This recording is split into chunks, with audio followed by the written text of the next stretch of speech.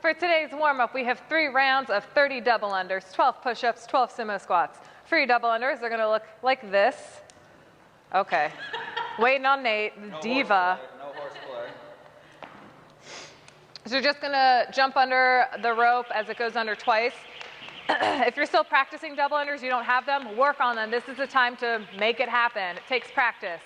You can also do singles, so you'll do 60 singles. You don't have to do triples. And then if you don't have a jump rope, you can do jumping jacks. You can jump on a plate, off a plate. You can go side to side over a line. Just mix it up, just trying to get our calves warm, get our heart rate up. Next are the push-ups. Nice plank-like setup. You're going to go all the way down, keeping those elbows in tight to your body. Let that chest touch the ground. Push through. At the, or you can go to your knees if you need to, keeping that back nice and flat. You can roll it up, still keeping that back flat to your toes, or you can stay on your knees and do what you got to do there. Just keep those elbows in tight. And then lastly, we have sumo squats. So you're going to go wider than your regular stance. Toes can be slightly pointed out, just like the squat, and you're going to squat below parallel, pushing those knees out. So those knees are still tracking out over the toes, and then we want to make sure we're getting as deep as we can.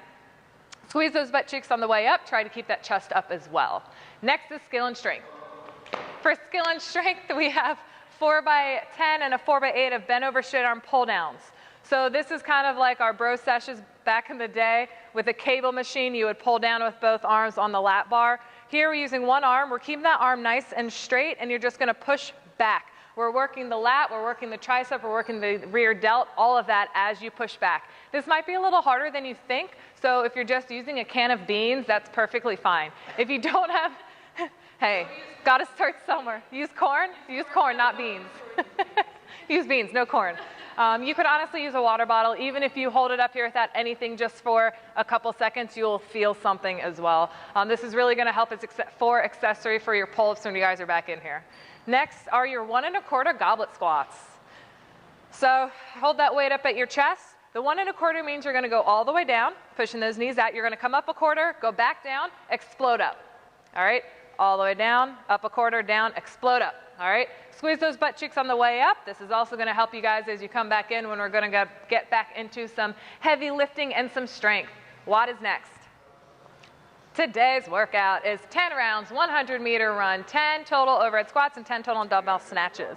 So we're going to run. It's about 30 seconds of running if you don't have a place to run. No, that's a tough one. We're still teaching her the running, man. It'll take some time. For your overhead lunges, you're going to use your dumbbell. If you don't have the mobility for this, that's fine. We'll go with the front rack.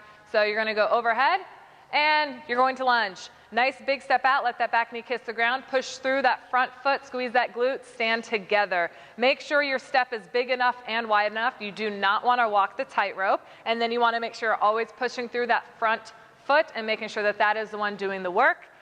10 total steps. Next is your dumbbell snatch, and this you can alternate, so you're going to touch the ground, big chest, flat back, bend down, high elbow, keeping that dumbbell nice and close to your body. That finished position is ass, abs, and quads, nice and tight, and that dumbbell is just back slightly. Your ear should basically be showing. Write your score below. See you soon.